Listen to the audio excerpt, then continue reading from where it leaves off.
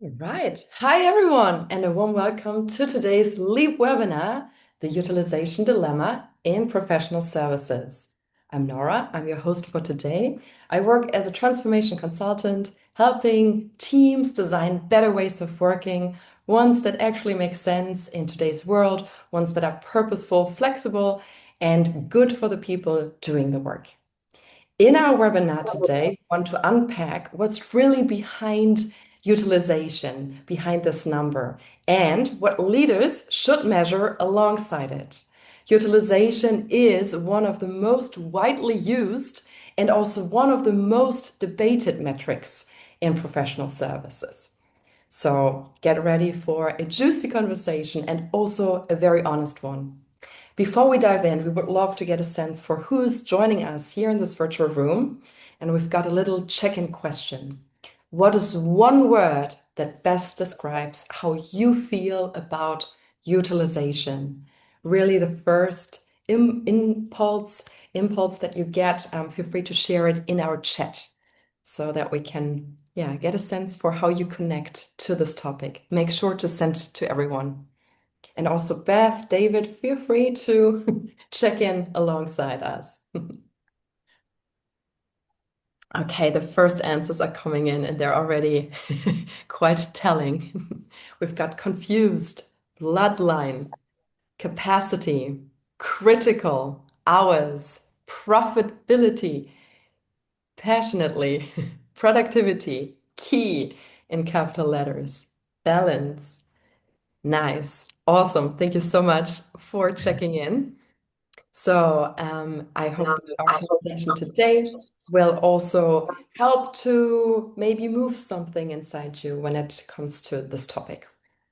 This session is part of Run's LEAP webinar series, where we spotlight bold ideas, authentic experiences, and practical strategies shaping the future of resource management. This webinar program is brought to you by Run.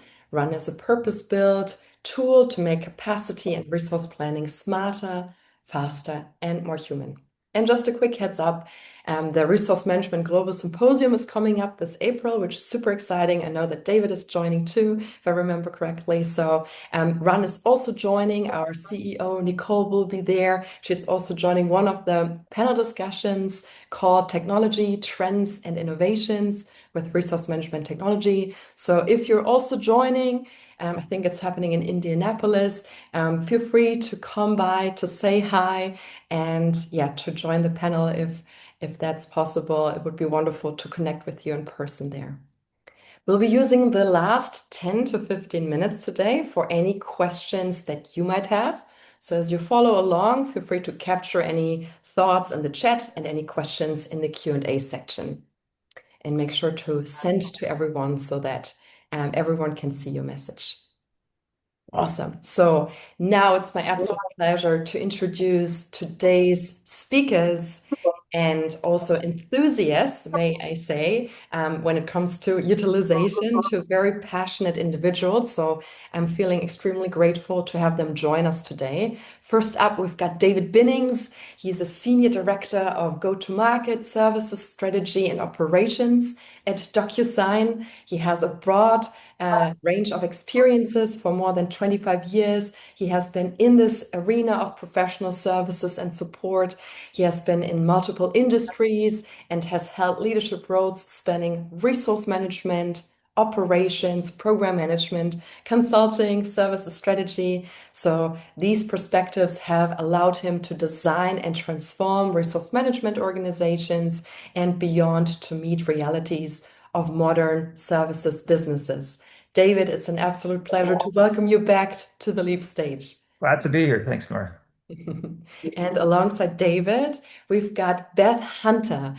She is Resource Experience Management Leader at Remans and deeply passionate about building resource practices that truly put people first.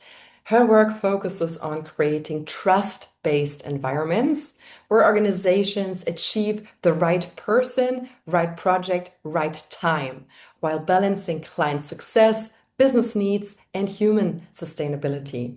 Beth is known for challenging organizations to think beyond numbers while still driving operational excellence. So that balance is something she really excels in. So, Beth, it's an absolute honor to have you join us today.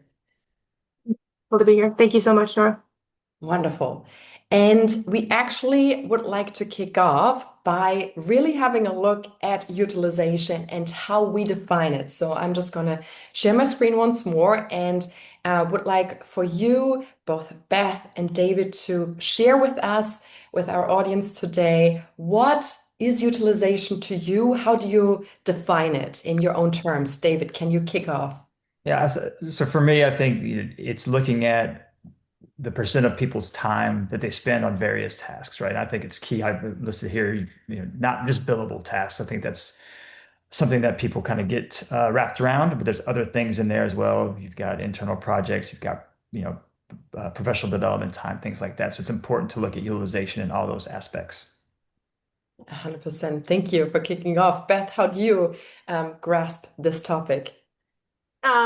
Utilization measures productivity, right? So the best way to do that is to use a constant denominator. So we're all watching the same playbook. I like 2080. I'm not making this number up. There are songs about it. Like people work, 9 to 5. And what I like about keeping this constant is that other firms, other places use this number too. So we're talking the same language. Like everybody understands what 68 or 70% means if we're using that constant denominator. Love it. Thank you so much. And we will dive a little bit more into different approaches, how to calculate utilization later on. So, a great way to start. Thank you. I'll just stop sharing my screen.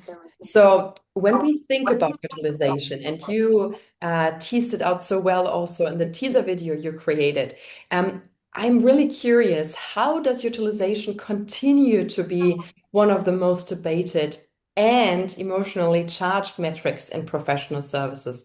How come there's such a tension between these two? And perhaps, David, can you kick off to share your perspective on this? Yeah, sure. I think a big part of it is that I think it's what makes up utilization is misunderstood oftentimes between various teams. So you have a conflict between what consultants are trying to do with the number, what delivery managers are trying to do, leaders are trying to do, finance is trying to do. They all have a specific reason why they're interested in it. And if you don't have good transparency or visibility into how things are built and why they're built, then you get that conflict pretty often. So which raises a lot of emotions. Some people just want to throw it out because it doesn't work, but people are like it's very important. We need to keep it. So you do have that conflict. So I think that's one of the key pain points that people have. Nice. How do I you think think? too, when finance looks at this because they want to tie it to finance. They want to tie it to money. Consultants want to look at it because they want to tie it to how am I performing against my peers. And in environments, and I'm proud to say Raymond is not one of them, but in environments where it's, you either promote or you are fired, it's very, how am I competing against my peers because I know that in this bell curve, I need to, stay at a 3 or just north of it. Um, so the consultants are doing that to measure. It's a mirror, like it's reflecting of themselves, and nothing is more personal than a mirror, right? Mhm. So the tension that exists between utilization and the outcomes, and how, to David, to your point, like how different people use it. Like the firm wants to look at how we're trending against plan, how are we tracking, how much money are we going to make, and the consultants are looking at it like how am I tracking from a perspective of performance and growth. Mhm. And that fuels, like that's important to people, right? So Mhm. they're all very passionate about it. Yeah, and I think as soon as we start to compare my performance versus your performance, my peers' performance, it can easily foster the sense of competition and perhaps even elbow culture where it's me against you. So I wonder from your perspective, how can we look at utilization in a different way, or what else do we need so that this potential source of fear and threat um, Mhm. is being addressed in a good way. I think the first thing is like Like there doesn't need to exist that. If we can get rid of that, that eliminates a good percentage of that for sure.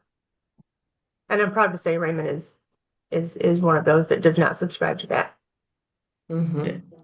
I think one key thing is just not making it the only metric that you use, right? It's if that's the end all be all, then it becomes the hyper focus of everyone. And while it is an important metric because it does have specific purpose, there are also other things that are important, right? So depending on what your company is trying to do, what your organization is trying to do, it could be customer satisfaction, it could be time to value for customers. There's a lot of things that you could also measure alongside it, and you should measure alongside of that, so where you can balance that out, right? It's not just go be busy. It's be busy with an intent. What are we trying to do? Be productive.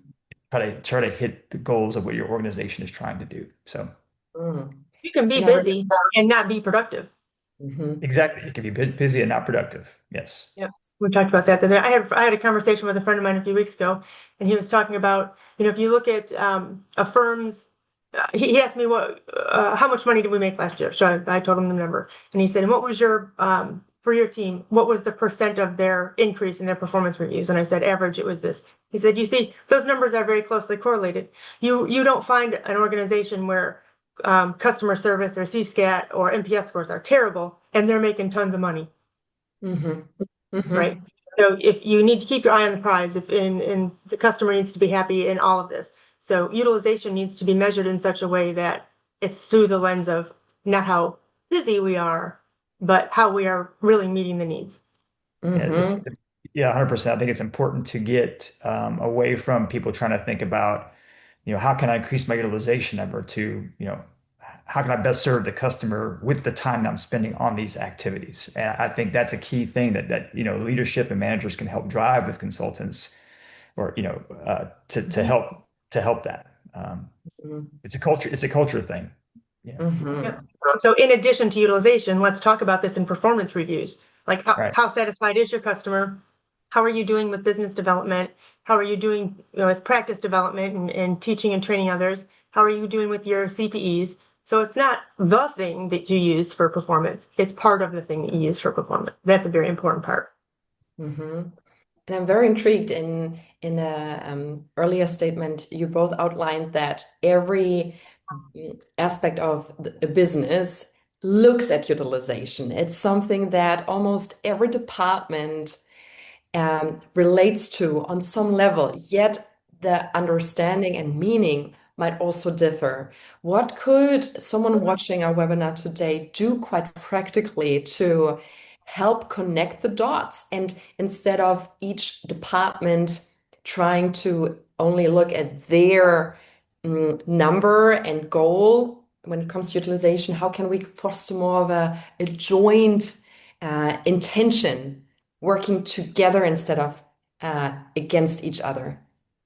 I think, Nora, just you said the word joint, and that's exactly what I was thinking about. Is you getting leadership, delivery managers, finance, all being very intentional about how it's being built, what we're measuring, what's included in those measurements, so there's no confusion. Beth brought up the 20/80 rule, right? So if you have some other denominator because you're pulling out things out of that denominator, that probably isn't going to be well known across the entirety of the company, right? So that's one of the things. You have a set denominator that everybody understands, that solves one problem.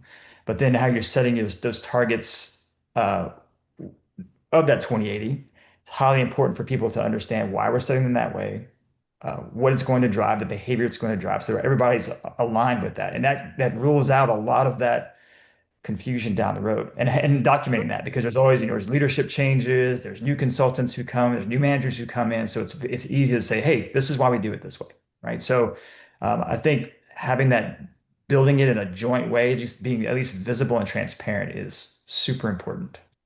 Yep. Hmm. When you used the word joint, that made me it sort of lit off a light bulb, because if you are joined, if you're making this decision across departments and across functions and enablement teams, everybody has visibility into it and everybody has buy-in into it. So like putting the cart before the horse, like let's talk about what this number should be, because a tax staff might have this utilization, but an audit senior might have this utilization number. So let's define those clearly, and like you said, David, document them so that everybody knows, so that finance knows, that recruiting knows, human resources, all of the enablement teams, including the business leaders and experience management, and most of the consultants. Like let's make this clear so it's fair for everybody, and we're all on the same page about that. I love your point around being transparent and also asking people to jointly discuss and explore this together so that they also feel involved and feel buy-in, like it's our metric that we shape together. Um, so I think now might be a really good moment to dive into the different ways we can go about calculating, because this is, I think, a very important one also when it comes to clarity and transparency. You mentioned to have a mutual understanding of how we come to this number. At the end of the day, it's a utilization of X%, right? So how do we derive at that final number? There are different methods, right? Beth, can you maybe walk through what you have seen in practice and what maybe a recommendation or best practice would be from your perspective? You already mentioned your hashtag 2080. My recommendation in my is 2020 or 2080, like loudly, like I would say that from the rooftops. But I also want to say that other methods aren't wrong. In my opinion, they're not effective, but there are very good reasons. So, for example, you might use total hours as your denominator. Well, that if you use total hours, the benefit right away is that now you have clear visibility into what people are working on. So if you see over, I don't know, 4 or 5 weeks that somebody has a utilization or somebody has, you know, half of their time is not billable, you can see right away what they're working on. Or if they've been on leave or on a 2 week vacation, you can right away see they're too focused on business development, or they're focused on business development, but they're bringing in, a lot of good business. And you can see that right away. You use total hours. You don't have to keep like a side list for who's on FWA, because total hours. You can see right away how many hours somebody's putting in. So there are benefits to other ways. I always lean into 2080 because it's cleaner and it's more transparent across. So there are Maybe other just ways to do it. So if you're listening to this and you hear like, 2080 is the only way, don't like that. That's too broad of a stroke. That's what I prefer. But there are other ways to do it that are effective, and depending on your business and your nice. culture. Just perhaps for people who are listening in who are not deeply involved in this metrics, in this metric, what is 2080? What does this refer to? Can you walk us through an example of, let's say, I work at a consulting firm, I'm a full-time employee with 40 hours allocated. How would the total hour compare to the 2080 denominator work? Oh, that's a good question. So 2080 is, 9 to 5, Monday through Friday, 40 hours a week. 40 hours a week times 52 weeks in a year is 2080 hours. Another common denominator, and that's funny that you asked that. So it's such a part of like my day to day. It's like asking to define oxygen. I'm like, well, you breathe it. Like, of course it's all right. So then moving on to hydrogen. So then there's 2350, which is 45 hours a week. And if you work in professional services, particularly in accounting, particularly at this time of year, you know that 40 hours a week is sometimes a dream, right? So it's 45, or this time of year, maybe 50 or 55 hours a week. But on average, it would be 40 hours a week, or on average, 45 hours a week, which nets to 2350. And then the other way I've seen this is total hours, and that could be 32 hours this week and 45 hours next week. But you can clearly see week by week how that varies, because the total hours, and now you have a better picture of exactly all of the tasks that each resource is performing week over week. Nice, nice. David, have you seen any other way of calculating, and what would the benefits and disadvantages be from your perspective? I've seen, people pull out PTO and pull out holidays, things like that out of the 2080 number to get a available time. Hmm. The benefit of that is you've already pulled that out and you're setting, higher, it looks like higher targets, but it's also not very clear when you do that. So like I mentioned, as an example, I've had this happen at previous places that I've been where they've done this, and then they say they have an 85% target because they've taken those things out.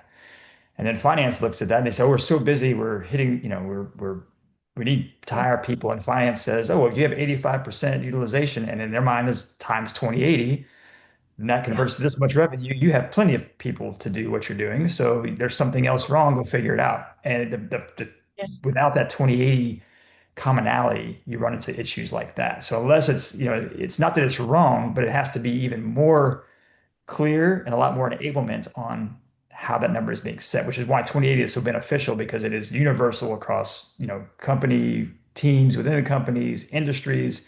It's a lot more straightforward.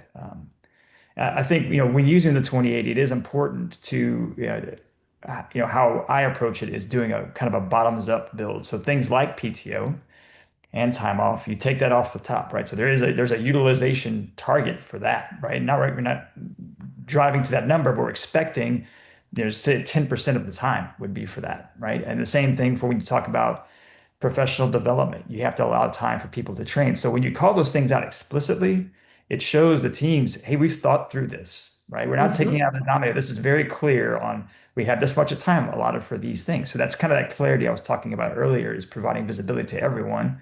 We thought about Hmm. that. This is where that falls in. Yeah, this here, right? So and you can structure this however your teams and your companies are, find valuable, but there's certain things that are going to be pretty standardized, right? So holidays, professional development, admin time, things like that. I encourage people not to get too granular with these things because then you start having people question, where do I put this time versus that time? But, I think like our customer utilization box, this is where, whatever that is to your company, what is the important thing that we want to really incentivize our teams to go do? And it falls within that box. And there's the other things that we need to track. So having that visibility, showing what those are is vital. So I think it's, when you're making these numbers and setting these targets, it's important that you think through all of these Hmm. factors. And I think this is just one way of how you might want to document whatever you have landed on together jointly as an organization. It makes it Definitely. very easy to just have a look and understand this is how we do it in our organization. This is our common language, our common denominator of how we measure utilization. So that's why I really like it. Makes it very explicit and easy to understand.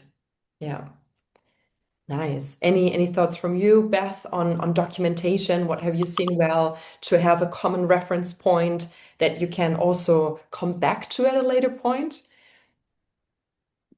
I think this is a very good model. I do like that the holidays and the PTO are defined. I've seen an organization where there's unlimited PTO, and if anybody watching this, if you've not seen that yourself, what happens is PTO actually goes down because now there's this fear, like if I take PTO, then what, right? So here you say, like, France is nice this time of year. Have you been on vacation? Are you taking care of yourself? Like, how's your work-life balance? And I like that that's being called out. It still is a function of 2080. It's still being reported in that. So I like that because I think this I've been places where they've measured effective and full. And I think those words just it makes it frankly easier to conflate the two when you're like in a performance review, where here it's documented more clearly. I like it. Nice, awesome. And then, David, you also shared this with me. Maybe can you take us through what are we seeing here? Yeah, there's a lot here. This is a good takeaway slide for folks, but really it's like when you're setting targets, it's thinking about, I mentioned what's important to your organization, right? So these are just three different examples. Things like PTO and holidays, that make remain consistent across the board, regardless of how you do it, because that's a set benefit for the team. Same thing with, administrative time and professional development time. Those may be standardized things that you just hold constant, regardless of what you're trying to incentivize people on. But then as an example, if you're like on the left here, if you have a very stable product that you're supporting, your services business is super stable, and you want to drive a lot of revenue growth, then maybe your billable is very high, right? Because you can afford to do that because you're not doing a lot of practice development, you're not doing a lot of free customer work, as opposed to, the second one where, hey, the product's stable, but the services business is kind of changing. So we need to put more time into internal projects to build up our practice, right? So then you see more of that internal time. So you're kind of shrinking down that customer utilization, right? So this is just a way to show how you would build that up and how you could change those different buckets Mm. to achieve the goals that your company is trying to achieve, while at the same time thinking through the consultant's world and lens and saying, hey, I need time to train. I need time to do emails, to do one-on-ones, company meetings, those kinds of things. So you build that in, and that there's visibility there. And then people have a really good understanding of this is what, the top part is what we're giving you time to do, and the bottom part is what we really want you to go focus on. Right. And so, and it's clear to everybody. So they come in the morning, they know I should be focusing on this, and it's very easy for everyone to align to. Mm. Yeah, love it. What I Thank you like so for, much about this, sorry, yeah. sorry, no, what I like so much about this slide is that it's very clear when, like, if you are, and I forget you've told me the differentiation within DocuSign, like scenario one and scenario two are different things, but I'm thinking about this in terms of like levels within different departments.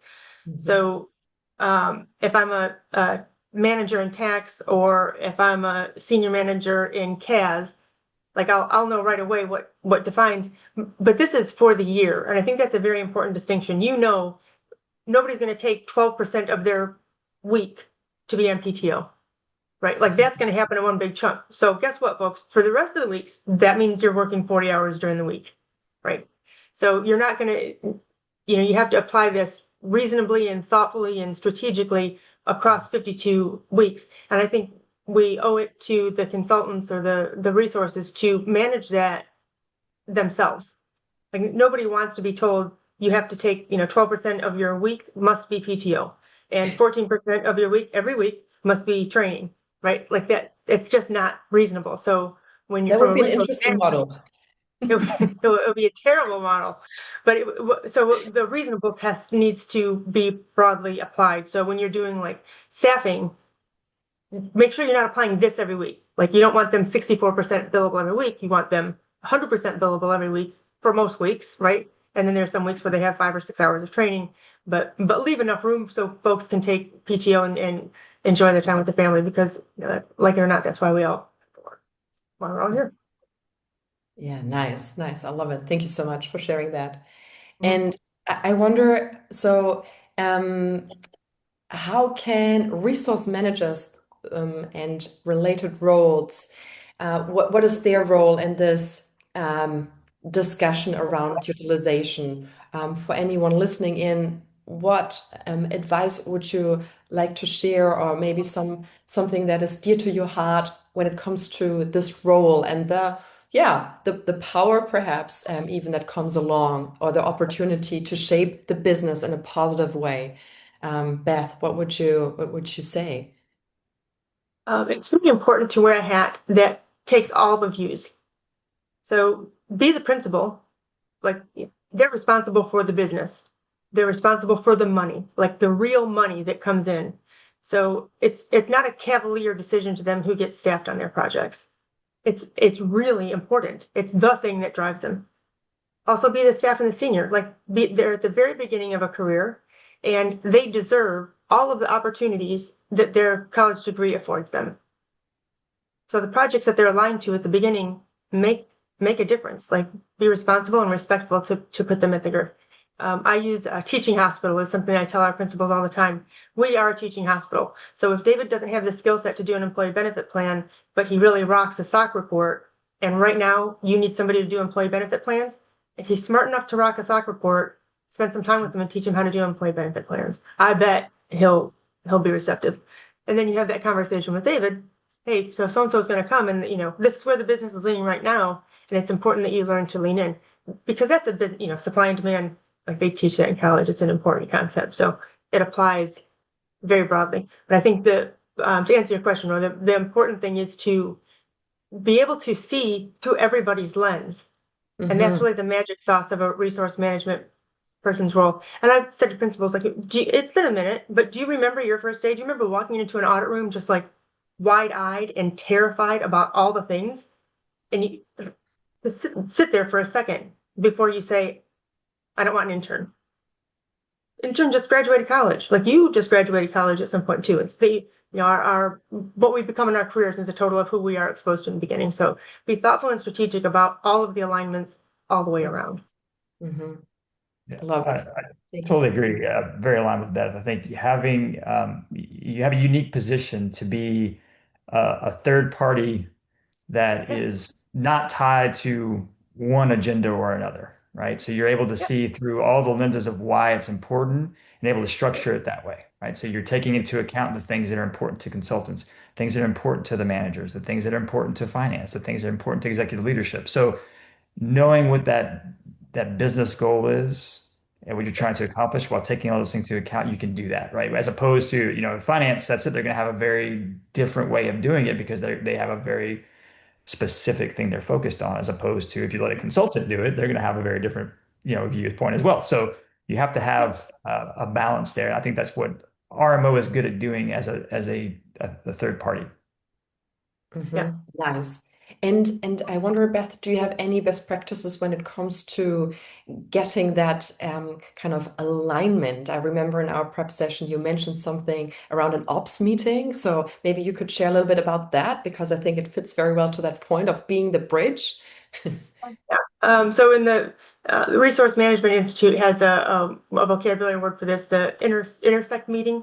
And so this is where the enablement teams come together. So you have finance, human resources, recruiting, resource management, and the business leader. I find the best practice that I've seen with this is a weekly cadence, sort of before your staffing meeting, so that all can align. So you'll have like the business leader say, we need 11 more staff and 4 more seniors. And finance is like, do you? Right. So they're aligned on these things before the wheels get turned in motion about like getting a hiring rec, and it just keeps everybody aligned, so that you keep the needs of the business at the forefront as you navigate staffing situations. And that's the best model that I've seen. Hmm. That's mature resource management. Like that's level 5. Hmm. That's what we're aiming for, right? Yep, that's the goal. Nice.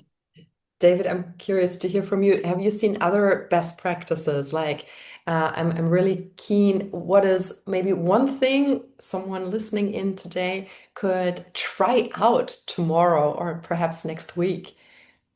Yeah, I think I agree with Beth. I think having those regular, interlocks through, weekly, biweekly, monthly, whatever it might be, but as long as they're regular and they're intentional is great. Yeah. I think I know I mentioned it earlier, but I think getting that buy-in early when you're doing your planning because it helps that down cycle. And what I mean by that is having finance at the table, leadership at the table, manager at the table when you're creating these targets makes that conversation Beth's talking about much more straightforward because if we're seeing utilization that people are working overtime and we're beating our utilization numbers by X%, it's Mhm. very clear to everyone that we're overrunning our capacity. We need, it could be Yeah. additional headcount, it could be, contract spend, something like that. But it's a way that everybody's clear on that. So having those conversations very early on and aligning on those early makes those ongoing conversations much more streamlined. You're not, litigating every time you get to these calls. We all are baselined, and now we understand. Here's the data that shows we do need more. We're running over capacity. So I think those two things coupled together is the secret sauce. Yeah, I agree. thank you. And I can see the first question is coming in, which is awesome. So a gentle invitation to everyone. Feel free to keep them coming because we can soon also tackle them. Um, if you think about the different interests, and I am just imagining a table where all these different stakeholders come together, own with their own unique lens, rightly so, but one department is like, for example, let's take finance, trying to increase the utilization number because it is helpful to generate money.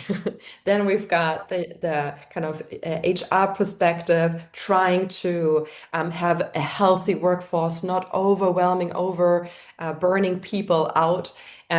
How do you facilitate a conversation that honors each perspective but still lands at something everyone can feel comfortable with? I wonder how can that mediation process look like? What have you seen in practice so that we feel like, yes, we this is a good compromise where everyone wins? Yeah, Yeah. I Stakeholder I think. management. Go ahead, Beth. I was just gonna say stakeholder management is a very large component of this. Whether you're in a down to the micro of a staffing conflict or at the macro of like building out what your RMO looks like and everybody seeing each other's perspectives. Let's say that by the time you get to CFO or business leader, you understand principles of stakeholder management and you understand how important it is to see other people's perspectives because generally I think executives do. It's important that like so the finance person is looking at they're looking at paper when they're making these decisions, and it's important to remind that behind this paper are actual living being human beings who are at the beginning of their career or in the middle of their career. When you make a decision to increase utilization, there will be a threshold at which that becomes unattainable and folks get discouraged and or burned out, and then they leave. And attrition is an expensive thing. So you can pull this lever if you want, ma'am or sir, CFO, but the cost will come differently, not unexpectedly and very painfully. So be mindful of that to balance. What were you going to say, Yeah, David? I'm very sorry. good. Yeah, I think it's kind of my thought is going back to that 2080, that's one bucket of time. That's all we're Mhm. going to get out of a person. So you're looking at that, putting it on the table for whoever it is, if it's finance or whomever the parties are, to show, like I mentioned, PTO and time off or holidays, we have to carve this much out because we're providing that to our resources as part of as their benefit of the company. So we can Yep. already scrap that off the table. So we're down to this bucket. And Yep. then we need to do these things. We need to do professional development, or else we're going to have people who aren't able to do the Nurture. services or the things that we need to do to support the organization. So we have to do that. And Yep. here's the number of hours we plan for that. And that gets us down to this bucket. So you start kind of driving that Hmm. down. And when everybody can see that, yes, they want, of course, if it was up to them, they'd say, yes, 100% utilization when everybody working on billable things all the time to drive revenue. Yep. But when you start breaking it down like that, and it shows those different areas, then you're only starting to talk about a smaller bucket, right? So now you've accounted for all the things that we know we need to go do. Now we've got this, let's just call it 70% left over. Now we Mhm. can talk about how do we want to divvy that up, right? So it goes back to that slide you show where you can look at the different things. What is our business objectives we're trying to achieve? We had that 70% left. How do we want to use that as an organization, right? And Hmm. it's part, and you have to balance that between there's going to be some revenue generation things. There's going to be some things that we're going to do free for customers, perhaps, Mhm. whatever that is that you're trying to accomplish. But that allows people to see there's a finite amount of time we have to play with. It's a budget. So then you got to just when you get down to that level, I think it opens up the conversation much more easily. Everybody understands we're all on the same page of what we're trying to accomplish. Hmm. Yep.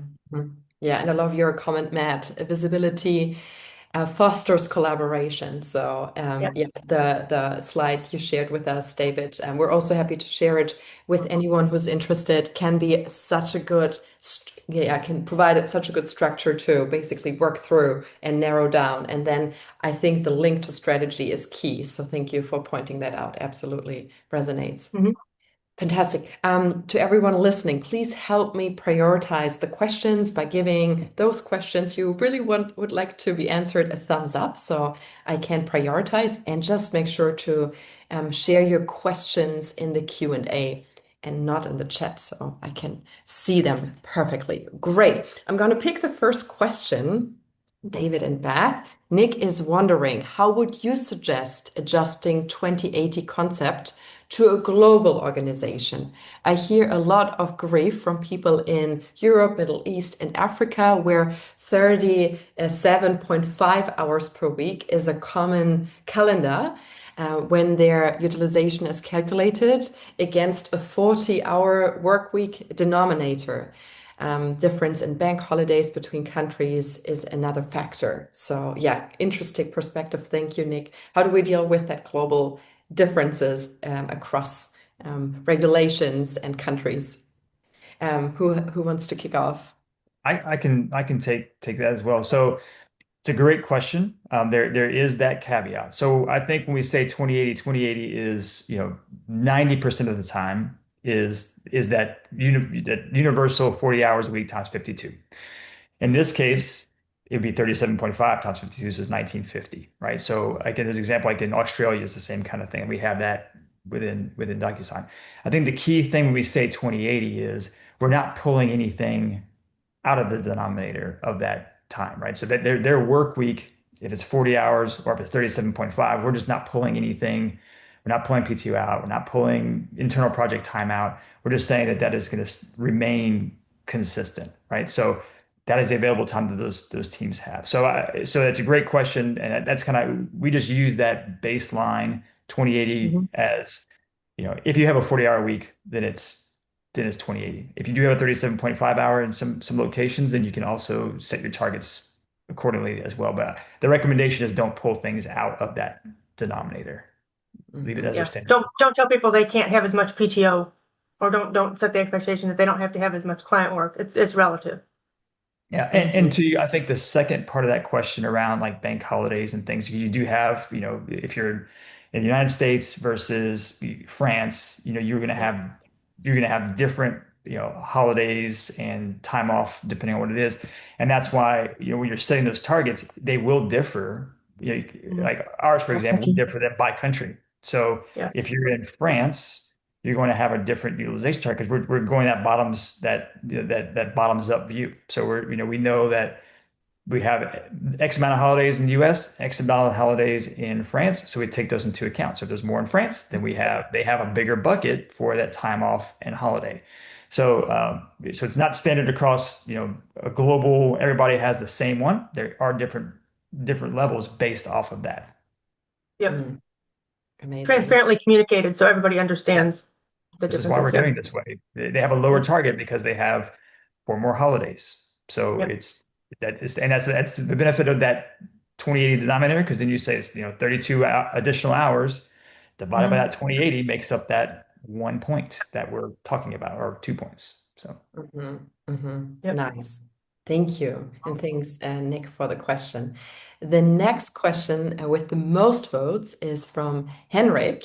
How do you incorporate utilization with other metrics to avoid looking into a single metric KPI? Which metrics can be used?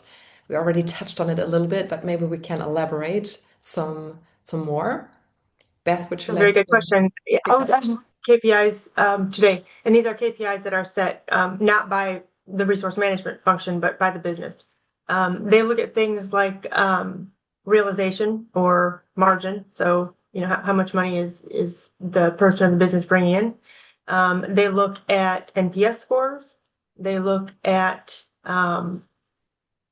performance reviews. Of course, we're having discussions about how well are you mentoring other people, how much time are you spending on business development, are you keeping up with your CPEs, other very measurable things. And those are, I'm glad you asked that because that's a very important piece of the performance discussion, performance for the associate and for the company. So it's very important to look at things in a package. Good question. Thank you. yeah, I think things like CSAT, NPS scores, things like that are projects that that a particular person works on. If they have great utilization, but their CSAT scores for the things they work on is low. Well, you need to balance that. Why is that, right? Or it could be like to Beth's point, it's like a throughput, right? Great, Mhm. you're busy, but are you Mhm. achieving the goals of what we want you to achieve? And that, again, that depends on what you're trying to accomplish within your organization. But if that's time to value for a customer, if that's a implementation deadline, anything else that you want to track as a company, it's measuring what those things are in addition to it. So you get away from great, you're busy, but are you being productive with that time? Yeah. And that's where those other metrics are very helpful in determining that. I think that's also really important, especially if your business does fixed cost. Like if you're not doing like time and materials, if you say like this audit costs this many dollars, throughput becomes really important because how fast you finish this one shows how quickly you can onboard to the next one. So Mm-hmm. throughput is a very nice accompaniment to utilization. Mm-hmm. Nice. Thank you both very much. And thank you, Henrik, for your beautiful question. So, next most upvoted one is Christy. Thank you. How do you manage attrition and mentorship in your utilization targets? I think I of them as not part of the same, like they don't go to utilization targets bucket. That's something that gets measured separately. I'm just going to brag a little bit because Raymond's attrition rate was 12% last year, and I came from Big Four, so I think 12 is just a glorious number. We know it's going to happen. People attrit. And so when we roll forward hours, we're thinking about attrition, but also new hires coming on next year and promotions. So we look at it in a package, independent or not exactly aligned with utilization, but it's factored in our our overall resource management function. Yeah, so I think those two examples, I look at them in two separate ways. For the Mhm. mentorship part, I think that is something that you put into the utilization metric. So I think about, if you have a person who has a team lead function, right? So they are a consultant, they are driving billable work, but they also are a leader of a team. They're not a manager, so they're still doing billable. Then you can Mhm. give them a different target where that internal bucket that you show in your slide, Nora, that may be bigger for that cohort of people, right? So you can adjust time for that. We expect you to do, name the number, 8 hours of mentorship a month or whatever that is, and then calculate that way. So I think you can calculate that in that piece. On the attrition side, I think that goes more into capacity planning. So, you've got your utilization targets, you have that, and you have to, depending on what your attrition rate you expect it to be, you can plan for that within your capacity model. So knowing that you have, X number of resources doing this utilization number will get you this outcome, whatever that is, if it's revenue or projects or whatever that might be. Factoring in attrition to that will give you, we're going to take out, let's just say it's 2.5% of that capacity because we're expecting some attrition where you're going to have people leave, new people come in, they have to be trained, all those kind of things. So you can take those into account in your capacity planning is how I approach it. Absolutely on point. Thank you both very much. And thank you, Christy, for your question. Nice. The next question with the most votes is from KB. Thank you. How would you implement long-term planning into the client services admin hours when it's not already included in their expected admin hours? This is for public accounting. Shall I repeat or is it clear? Did I understand that client planning should be utilized time? If it's for a specific client. Did I understand that correctly? Mhm. How would you implement long-term planning into the client services admin hours when it's not already included in their expected admin hours? So I'm not familiar with what that specific um, function is. It sounds like it's specific to this organization, but that may be, depending on, again, what your organization is focused on. If it's something that you want your team to be focused on, you want to incentivize them to work on that, then I would say it would go into some bucket within that customer utilization time. If it's something that you don't want, it's work they have to do, kind of admin time. We won't want them focused on that, but it is a necessary evil. Then maybe that goes outside that internal field that I showed. So I think it just really depends on, do you want to incentivize people to Mhm. wake up and think about that every day, or is it something you just need to plan for that we know that people are going to have to do, but it's not something we want them, it's not their main core focus. So I think to me, that's the delineating factor is, do we want them to wake up in the morning thinking, this is what I'm doing today? Then let's incentivize them on that. And let's plan for all those other things in that other side, in that internal buckets. Well Mhm. said, well said. I would say from a tactical standpoint, if it was specific to a client, build a client.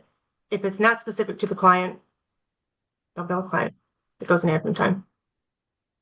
Nice. And KB, feel free to specify your question if you have any follow-up questions. We're happy to take it. Awesome. Thank you both very much. And then there is one more question. Is there an efficiency metric that can be measured alongside utilization? Efficiency metric. I resonated a lot with what you said about people hitting their utilization, but there are actually busy with a couple of people in the team. They are simply burning through a crazy amount of their project hours without much noticeable output, which is which of course begs the question, how busy and efficient is this person really? Hmm. Yeah. Just, Throughput and profitability.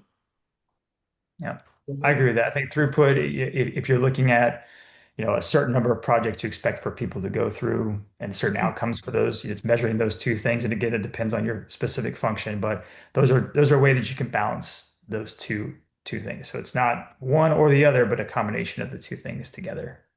I mhm. agree. Thanks, Stephen. Yeah, very nice. Awesome. Thank you both very much. I think we would have time for one more question, so feel free to share any if there are any. Apart from that, I would really like to ask you, David and Beth, both of you are experienced professionals, and I would love to hear from you. What would you maybe what's one piece of advice for anyone listening in when it comes to utilization? What would you like for people to take away from today's discussion? Yeah, I feel like I'm a broken record, but I do think, visibility and transparency in setting the targets. Keep it simple. Don't overcomplicate it, and make sure all stakeholders are aware. They don't have to set the targets, but they need to be aware of how they were set and make sure it's clear, right? We're not trying to don't go behind a dark room by yourself and come up with something and say, here it is, because you're going to get pushback. So I think it's create it as openly as you possibly can with the teams. Nice. I like it. Yeah, yeah, I would say that too. So find a target, communicate it, get clear, get buy-in for what that should be Hmm. across levels, and communicate it transparently. Make sure everybody's Yeah, on board with it. absolutely agree. Cool. Wonderful. Thank you so much. Just a Mhm. quick outlook that we've got a great session coming up in next week already, April 16th. So a quick shout out how to use resource data to support leadership decisions with my wonderful colleagues Matt and Jenna. So feel free to join us for this run and practice session. And apart from that, it's been a true delight, Beth and David, to have you here. It's been super, super joyful to explore this topic with you. Thank you, everyone, for joining us. We've had such a full house with over 50 people, which is always extremely exciting. So thank you for your generosity, for your time, for your expertise, for sharing your enthusiasm with us. It's been a real treat. Thanks for Thank having you. us, I look forward Laura. to seeing you at MGS next week. Bye, guys. Thank you. Thank you.